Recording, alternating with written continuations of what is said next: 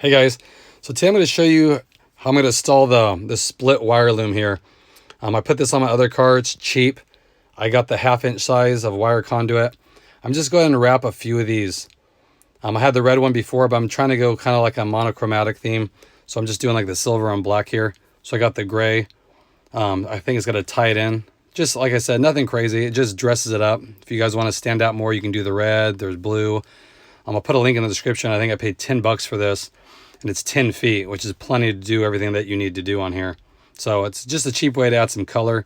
Like I said, I want to keep it kind of the silver and black, so I didn't go any different colors this time like I did before with the red. So I'm not going to show you the install. It's kind of boring. You just got to cut it to size with some scissors and then wrap the whatever you want. So let me go ahead and show you what the final product looks like. Okay guys, so I had plenty. I even have like a foot left over, but here's what I wrapped. I just wrapped this piece here.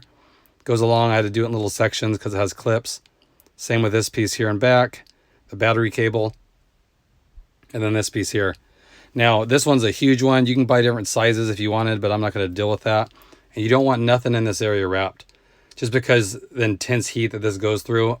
You don't want the plastic melting, of course, and all this stuff that's on it is made for the heat. Where this stuff on the outside, it doesn't get as hot, definitely as far as the middle goes. So I kind of stayed around the outside. So if you can see, it's nothing crazy, but to me, it looks a little cleaner.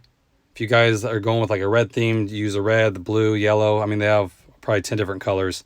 So I just like how it looks. I'm eventually going to get I think a strut tower bar and have that silver too, just to tie in a little bit when I find one that actually fits. So yeah, nothing crazy here. I just wanted to share that with you guys. Hope everyone's doing good. I'll catch you on the next one.